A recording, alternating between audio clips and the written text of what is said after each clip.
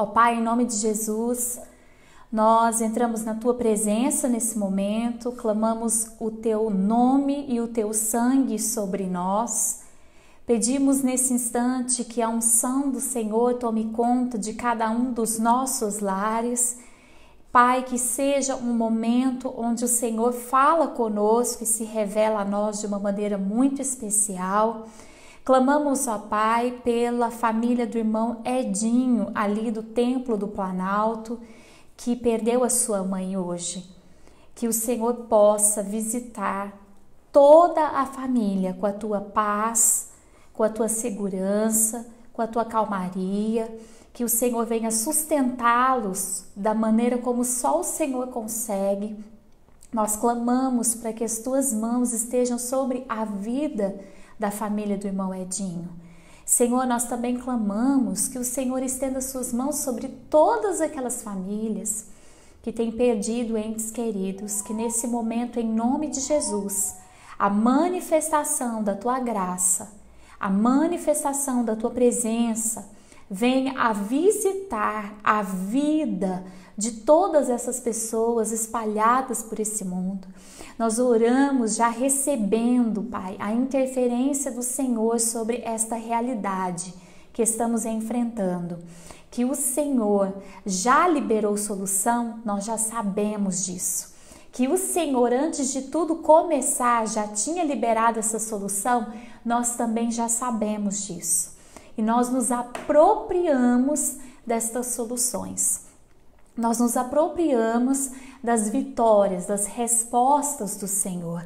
Pedimos ao Senhor que o Senhor cubra com uma maneira muito especial, com recursos infinitamente especiais, todas as pessoas que estão na linha de frente, pessoas que estão na área da saúde, na área da pesquisa, no governo, que o Senhor possa, aonde eles estiverem, pessoas que estão lidando com os alimentos, com o transporte, que o Senhor esteja presente com todos eles, guardando, livrando, protegendo e restaurando e restabelecendo suas vidas, ó Pai.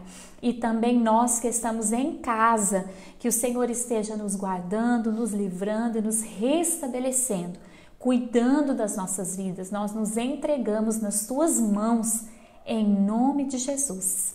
Amém. Amém, irmãos? Boa noite para todo mundo que chega.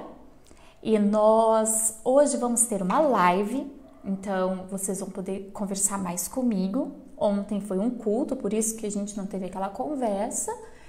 Porém, hoje nós vamos falar sobre um assunto muito lindo do Senhor, que é sermos pedras vivas diante do seu altar.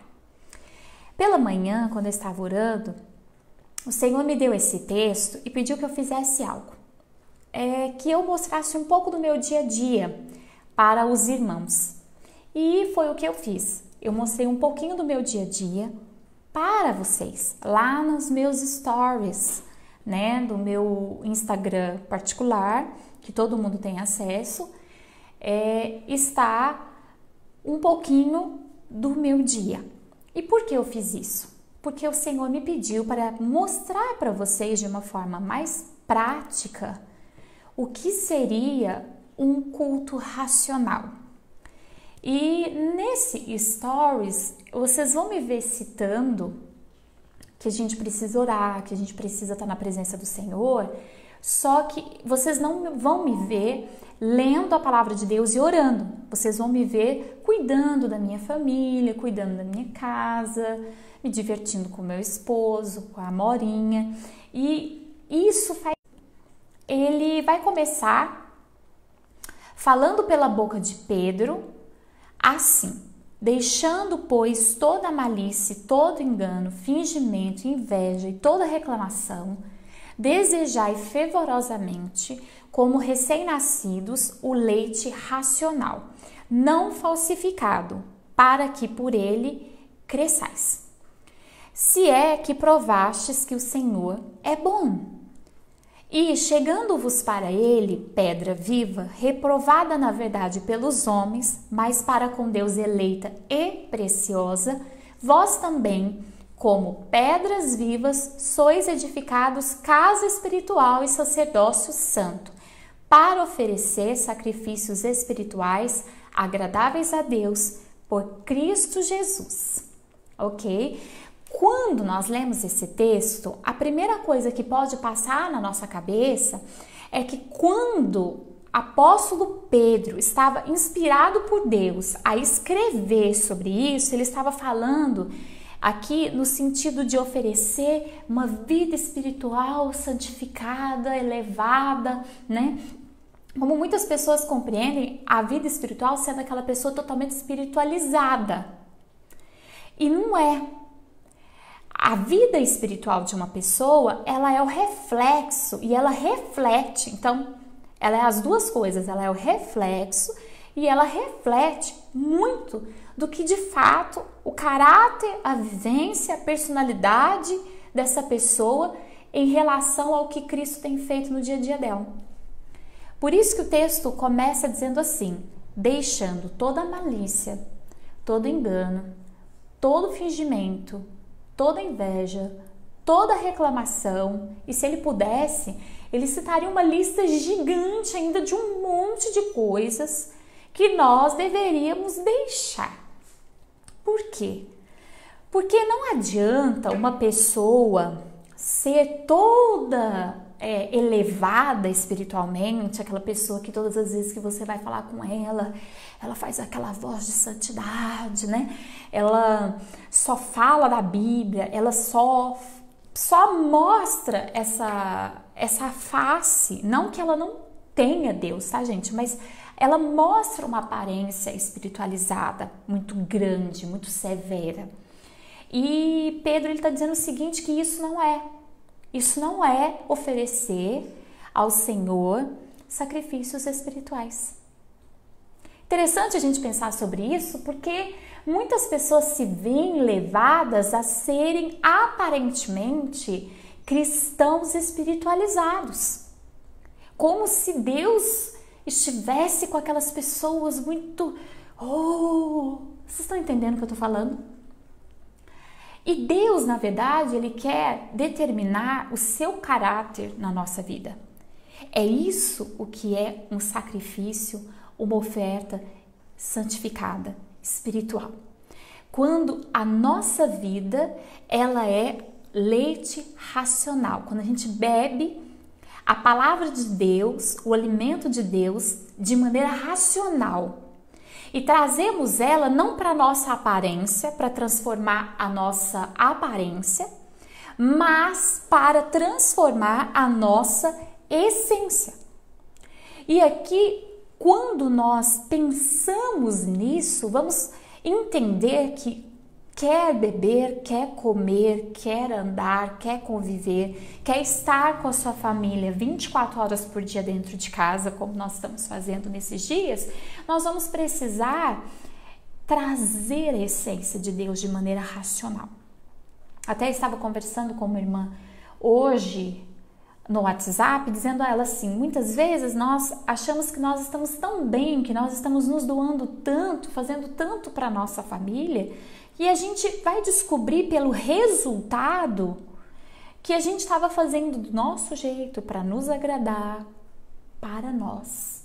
E não era para nossa família, não era para trazer um bem-estar para nossa família. E muitas vezes essa falta de racionalidade e um excesso de aparência espiritual tem destruído muitas coisas na nossa vida. Relacionamentos, trabalho e até mesmo o nosso relacionamento com Deus. Eu gostaria de lançar uma pergunta aqui para vocês me responderem e a gente conseguir seguir na nossa live de segunda-feira, ok? Responda para mim, o que é ser uma pedra viva para você? O que é ser uma pedra viva? Por favor, responda aí. O que é para você ser uma pedra viva?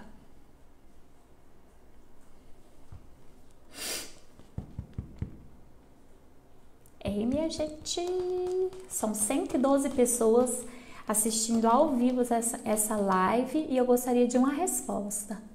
o que é para você ser uma pedra viva. Hein, gente?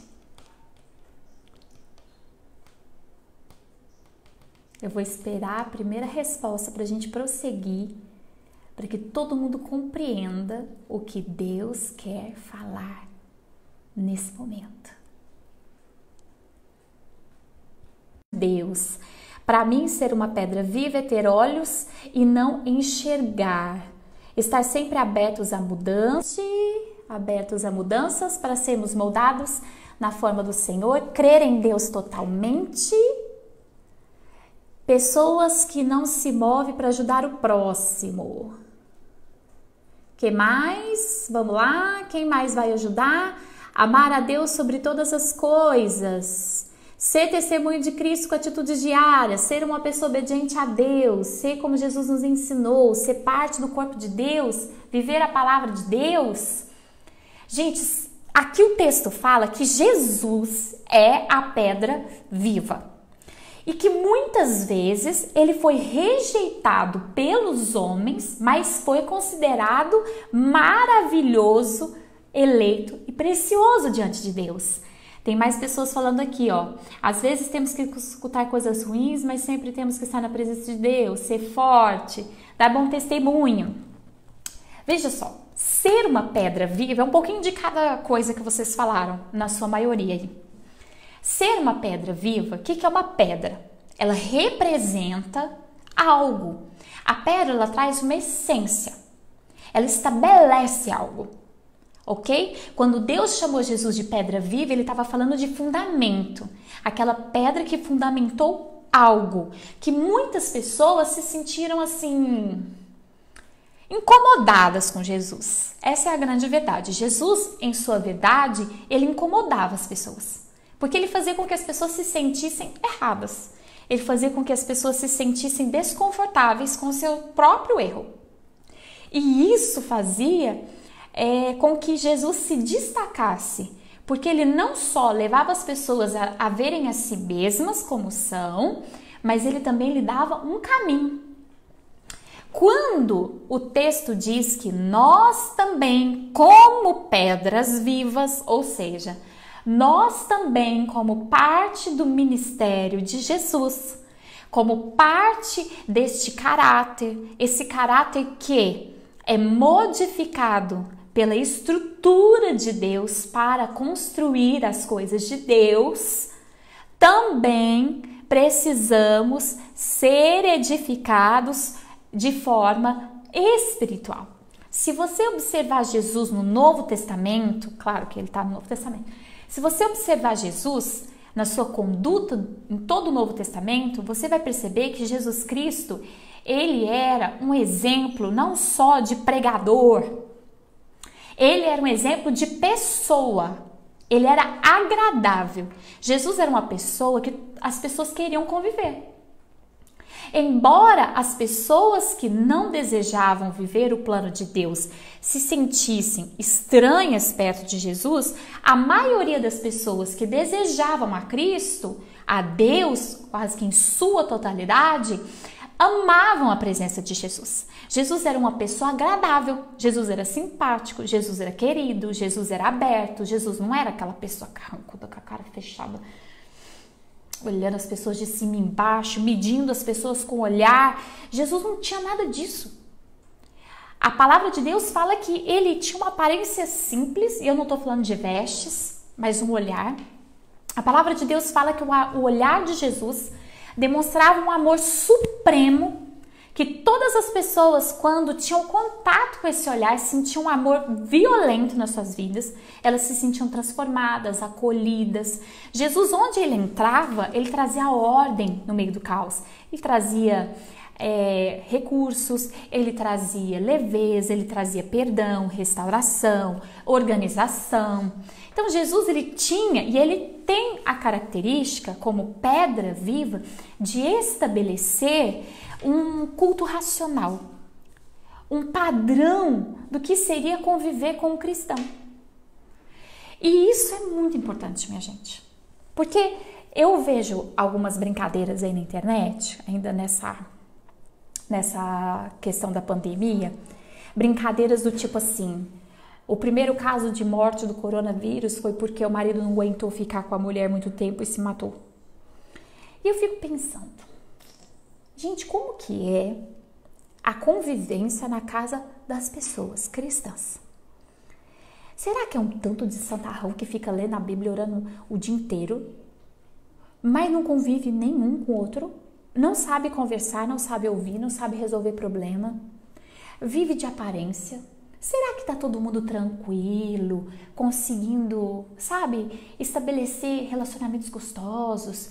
Eu vejo que tem pessoas que o maior desespero delas não é nem o de não sair de casa, é o de não conseguir ficar com a sua família, de não ser bênção na sua família, de não saber nem quem é a sua própria família, de tanto que não convive, de tanto que tá tão desligado, tão desconectado dos filhos, do esposo, da esposa, tudo que vai fazer é muito pesado, sabe?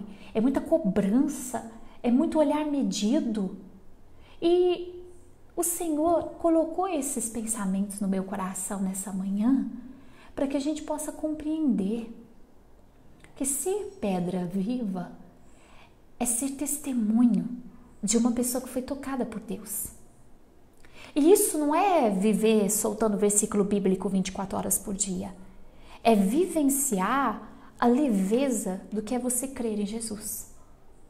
Do que é você estar confiando em Jesus. Deixar os seus temores serem curados pela presença do Senhor.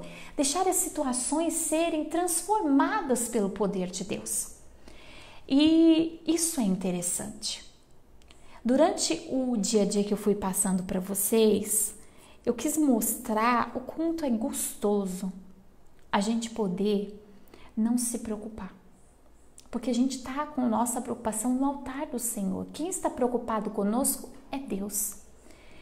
O quanto é bom a gente não precisar jogar cargas nas pessoas, porque a nossa carga está no trono de Deus. O quanto é maravilhoso nós podemos ajudar as pessoas, somar as pessoas. E isso pesa muito no altar do Senhor quando nós vamos orar. Imagine quando você tratou de forma racional a sua vida com fé, com caráter de Deus. Quando nós vamos entrar em oração, aquilo é muito mais verdadeiro para Deus do que quando a gente simplesmente faz de qualquer jeito com todo mundo, trata todo mundo de uma maneira tão estranha e a gente só vive naquela aparência zona de ser cristão, mas não sabe conviver com a família, não sabe amar, não sabe conviver com os irmãos, não sabe se portar de maneira digna, com caráter digno. E quando nós vamos orar, aquilo não tem nenhum sentido para Deus. Nós precisamos de estabelecer uma fé que ela é racional, não fingida. Uma fé que está derramada no trono de Deus, que nos dá a leveza, a alegria, a espontaneidade, de podermos desfrutar todos os momentos, sejam os difíceis, sejam os complicados, mas todos eles nós ainda conseguimos desfrutar na presença do Senhor, com alegria. E na presença do Senhor, eu não digo orando 24 horas por dia, eu digo convivendo com tudo que está ao nosso redor para a glória de Deus. Quando nós deixamos de ser uma aparência, quando nós deixamos de ser uma aparência para sermos de fato pedras vivas, a essência do estabelecer de Deus está viva em nós. Há um ponto tão grande de nada ser forçado. Nada ser forçado. Perdoar não fica forçado, conviver não fica forçado, ser feliz não fica forçado. As coisas vão se tornando cada vez mais leves. O cristianismo é de dentro para fora. Esse cristianismo racional começa a ser uma verdade na nossa vida. Eu gostaria ainda de fazer mais uma pergunta para os irmãos. Aqui no texto ele fala assim: casa espiritual, sacerdócio santo, para oferecer de sacrifícios espirituais agradáveis a Deus. Qual o sacrifício espiritual agradável a Deus que você fez hoje? Qual?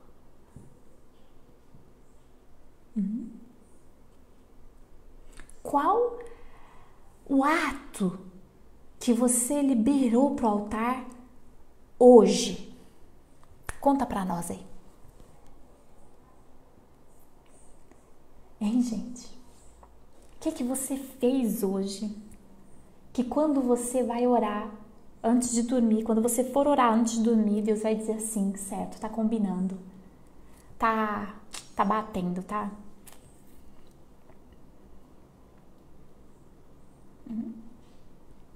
Conta pra nós aí. O que você fez hoje que tá casando com a sua oração? Ó, Pai, te amo. Ó, Pai, tu tens cuidado da minha vida. Ó, Pai, eu creio em ti. O que você fez que tá casando com essas orações? Conta pra nós aí. Hein, gente? Vamos lá? Quem vai ser o primeiro corajoso a liberar seus atos racionais aí no Facebook? Hein, gente? Quem vai ter coragem de falar arrependimento e voltar para o Pai? Arrependimento é um ato muito incrível que Deus espera de nós. Dar atenção para o meu esposo e para o meu filho. Orei, acho que é orei ou honrei pela minha mãe, amei minha família, trabalhar com diligência.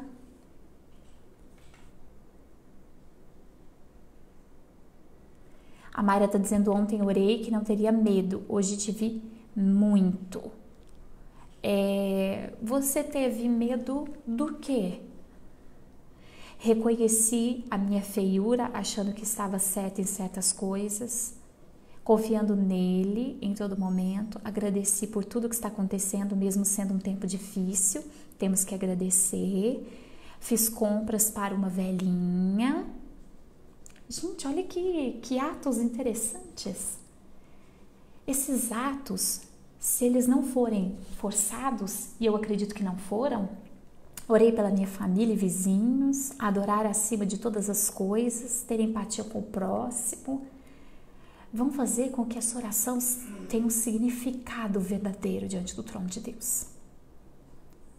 Quando nós deixamos de ser apenas uma aparência e passamos a ser a essência do que muitas vezes nós aparentamos ser, então as nossas orações têm sentido e realidade no trono de Deus.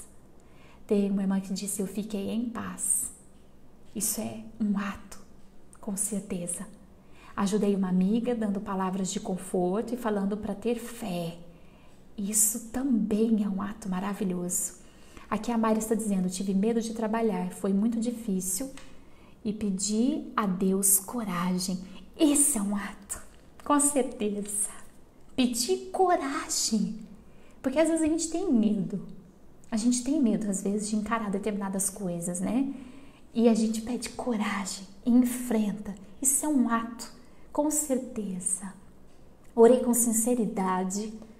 Orei para todas as pessoas que estão trabalhando na área da saúde, isso mesmo, agradecendo por cuidar de nós, pelo meu pai teimoso.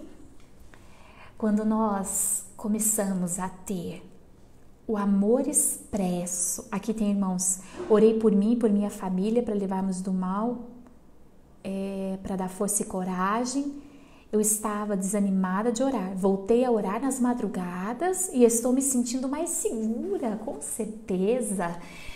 São atos racionais que nos levam a ter coerência em nossas orações. Consagrei minha vida a Deus, assim abri os meus os meus olhos e tive muita confiança que Deus está cuidando de nós nessa fase. Mayras, você fez. A coragem não é a ausência do medo. A coragem é fazer, mesmo com medo, o que tem que ser feito. E você fez. A Mayra trabalha junto à equipe de saúde.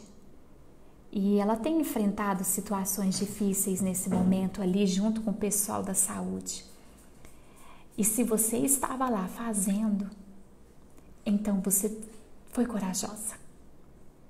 A coragem é quando o medo não impede a gente de fazer o que é necessário.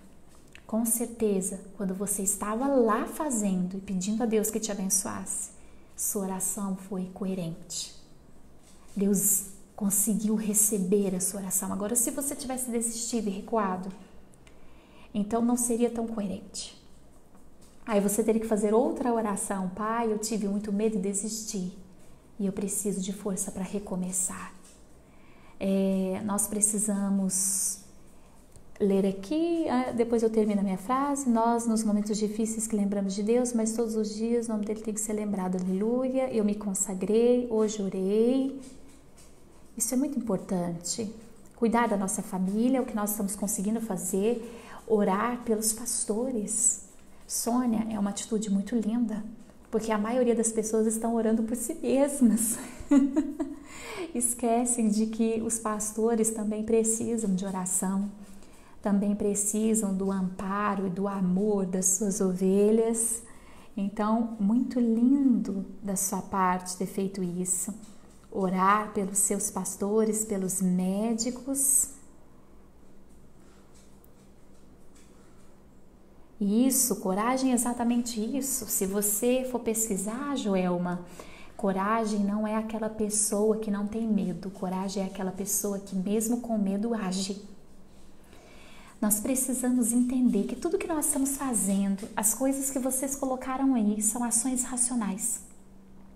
Ações racionais dizendo assim, eu não vou me desesperar, porque eu creio num Deus, eu vou tratar muito bem a minha família, eu vou restaurar o meu casamento nesse tempo, eu vou restaurar o meu relacionamento com os meus filhos, eu vou restaurar a minha administração financeira, porque às vezes a gente estava tudo desreguladamente vivendo, eu vou restaurar a minha postura como ser humano e nós começamos a nos tornar pedras vivas coerentes. E então os nossos sacrifícios espirituais se tornam plausíveis diante do trono, né? Aqui diz, eu orei e oro todos os dias pelos meus pastores e pela área da saúde. Amém, irmã. Estou lendo a Bíblia do texto de Gideão e meditei também. Isso é importante.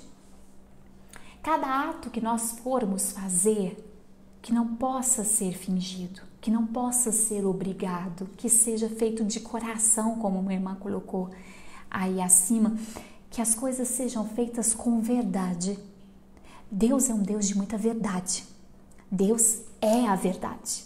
E tudo o que nós fazemos precisa ser em verdade. Ainda tem um texto que diz assim, em espírito e em verdade, João capítulo 4, quando Jesus vai falar com aquela samaritana, ele diz, eu não quero que você fique preocupado com montes, eu quero que você me adore em espírito e em verdade. Em espírito nós sabemos o que é, mas em verdade muitas vezes não faz parte da nossa vida. Fica só aquela aparência espiritual. E o Senhor nessa segunda-feira quer nos alertar. Deixe a aparência, não se preocupe com a aparência. Não viva de aparência, mas também não seja aquela pessoa que não está nem aí para o que você demonstra. Existem muitos cristãos, gente, e eu gostaria que vocês prestassem bastante atenção no que eu vou dizer agora, que confundem ser verdadeiros com ter liberdade em não ser cristãos. Nós precisamos ser verdadeiros nas nossas fraquezas e nos nossos valores, no que é precioso que já aprendemos. E aprender a demonstrar sem falsa santidade a verdadeira pessoa de Cristo. Mas muitos cristãos têm se perdido por acharem que a santidade é demonstrar a si mesmos. E vão caindo no erro de demonstrar assim misericórdia, coisas que cristãos não deveriam ter coragem. Mas eles dizem assim: não, isso aí é quem eu sou, é a verdade, pelo menos eu sou verdadeiro. Daqui a pouco eu leio o que os irmãos estão falando, eu só vou terminar esse comentário. Entenda uma coisa, Deus nos chamou a refletirmos a sua verdade. Então, que não haja uma aparência de santidade que não é nossa, que não seja aquela coisa parecendo um monge, porque nem Jesus foi assim. Deus não espera isso da gente, mas que haja em nós a verdadeira demonstração do que Cristo tem feito na nossa vida. Isso é o maior testemunho de vida, de salvação que uma pessoa pode ter. É quando nós demonstramos a mudança que Jesus tem feito na nossa vida, a mudança do nosso caráter, o melhorar da nossa personalidade. As nossas ações são movidas por conta do amor e da transformação de Deus. Muitos cristãos, eu nem sei o que é pior, eu não sei se é a falsa santidade ou se é sei lá, não sei nem usar a palavra, demonstrar praticamente uma vida totalmente errada e dizer que Deus recebe aquilo. Muitos cristãos têm vivido para refletir a si mesmos. E Deus nos chamou para sermos como pedras vivas. Então, vou dizer bem alto: como? Nós não somos Jesus, mas nós fomos chamados para sermos como Jesus. Então, trabalhe o caráter de Deus na sua vida. Aqui há dois irmãos comentando: só temos que louvar e adorar ao nosso Deus por tudo. Ele é fiel e justo para cumprir a tudo que crê. Como é confortante suas palavras, pastora. Nos dá tanta força nesse momento, não tenho palavras para agradecer. Amém, irmã. Esse é o propósito de Deus. Não podemos viver uma vida cristã forçada, mas buscar do Espírito Santo a naturalidade, exatamente isso, de sermos filhos de Deus. É isso mesmo. Nós precisamos ser verdadeiramente, naturalmente filhos de Deus. Nada forçado. Porém, deve acontecer como pedras vivas. Pastora, para também minha sogra, para as pessoas que estão responsáveis pela Santa Casa, as pessoas que fazem a comida, amém. Aqui a irmã está falando sobre o que ela fez hoje. Nós fomos chamados para sermos como pedras vivas. Então guarda isso no seu coração. Deus quer que naturalmente, sem forçar, sem ser aquela santarrice, olha como eu sou santo. Não quero ver como você é santo, eu quero ver o seu fruto. Eu quero ver, não é que eu quero ver, você precisa ver, a sua família precisa ver, o resultado tem que acontecer da pessoa de Jesus dentro da tua vida. O que Deus deseja, gente, é que não sei quantos dias nós vamos permanecer assim, mas é que nesse tempo a nossa vida, a nossa casa esteja sendo preparada para o momento em que nós pudermos sair e voltar a trabalhar e voltar a ir à igreja. Sejamos igreja, sejamos cristãos verdadeiros, sem máscaras. E quando estivermos sem máscaras, que as pessoas olhem para nós e vejam Jesus. Um Jesus simpático, porque Ele é, agradável, porque Ele é, amável, porque Ele é, justo, verdadeiro, honroso, moral, valoroso, precioso, com tudo e com todos. Ainda os irmãos estão colocando os motivos de oração, mas trabalhe isso hoje dentro do teu coração, no seu dia a dia. Não espere nada de ninguém para você se tornar naturalmente parecido com Jesus. Simplesmente se torne, por convivência. Peça a Deus que Ele te dê a alegria de viver como uma pedra viva. Como é viver como uma pedra viva? A pedra A pedra que ninguém consegue mover, que é Jesus. Que dela sai água, que dela sai força. Imagine a gente viver assim. Nós vivemos com as águas vivas do Senhor correndo dentro de nós. Com a força do Senhor correndo dentro de nós. Com o bom humor de Deus correndo dentro de nós. Com as boas novas, com a solução, com a leveza de Deus correndo dentro de nós. Deus quer mudar a igreja de Jesus. Aceita esse chamado de Deus. Fala, Senhor, eu nunca mais vou ser aquela pessoa. Eu quero ser como uma pedra viva. Amém? Eu quero ser como uma pedra genuína diante do teu altar. E quando você fizer isso, não de maneira fingida, mas de todo o teu coração, a sua oração vai, casar com quem você tem se tornado. E ela vai surtir efeito, vai dar frutos, milagres vão acontecer. Então é tempo de nos tornarmos como pedras vivas. Amém, irmãos? Eu vou deixar um espaço. Se você quiser fazer alguma pergunta, faça, porque nós já estamos chegando ao final da nossa live de segunda-feira. Amém, irmãos? Então me diga se vocês têm alguma pergunta, algum pedido de oração, para que a gente possa orar e receber do Senhor a sua noite abençoada. Amém? Isso mesmo, Débora, ser uma alma sarada. Se tiver alguma pergunta, manda aí a pergunta para nós, senão nós já vamos orar, recebendo o restinho de noite abençoado, já gerar uma manhã abençoada para amanhã, amém? Essa é a minha pastora, amém, que Deus abençoe. Eu acredito que não tem nenhuma pergunta, então nós vamos orar, vamos lá? Senhor, em nome de Jesus, nós te louvamos e nós te agradecemos por essa noite juntos aqui, partilhando do teu poder, da tua graça, da tua unção, e que nesse instante a unção do teu Santo Espírito tome conta do nosso lar, trazendo o teu aconchego, trazendo o teu descanso, trazendo a tua leveza, e que sejamos abençoadíssimos, ó Pai. Dá-nos uma noite de descanso, de paz, de tranquilidade, de renovação.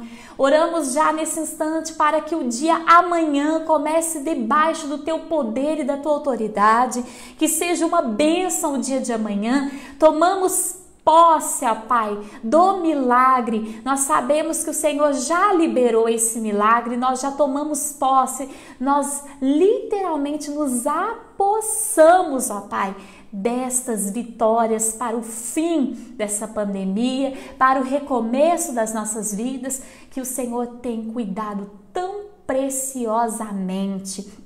Se você está com seu dízimo, a sua oferta aí junto com você na sua casa, você vai orar nessa noite, você vai dizer, Pai, eu consagro meu dízimo e minha oferta ao Senhor, e que o Senhor receba no nome de Jesus Cristo toda a minha alegria de poder ofertar, de ser parte de algo que é só teu, ó Pai, em nome de Jesus. Amém. Amém? Os pastores estão informando os irmãos como é que podem fazer essa questão do dízimo e da oferta nos grupos, mas eu digo a você, se planta no Senhor, porque Ele é a nossa vitória. Amanhã, 7h30 da noite, aqui ó, tem uma irmã fazendo um pedido de oração por todos que trabalham, por todos que trabalham. Pastor, eu gostaria de oração por uma criança que está internada. Vamos orar. Tá, essa questão do Apocalipse não dá pra gente falar agora, num outro momento a gente pode responder. Vamos orar. Senhor, em nome de Jesus, nós oramos por essa criança que está internada na Santa Casa com pneumonia. Põe as tuas mãos sobre ela. Nós oramos, na verdade, por todos os que estão ali internados, precisando da tua intervenção, ó Pai. Oramos mais uma vez por todos os profissionais, por todos que estão nas pesquisas, trabalhando nos hospitais, na limpeza, na alimentação, transporte, pesquisadores, governadores, todos, ó Pai, que estão envolvidos nisso, que o Senhor lhes dê restauração, sabedoria, força, proteção, graça e traz o mais rápido possível a conclusão de tudo isso, meu Senhor. Nós te louvamos e nós te agradecemos por tudo que o Senhor é e representa nas nossas vidas. Amém. Amanhã, 7h30, eu, você e eu vamos ter uma conversa, um bate-papo aqui do Senhor para a nossa vida. Amém? Que Deus te abençoe e até amanhã.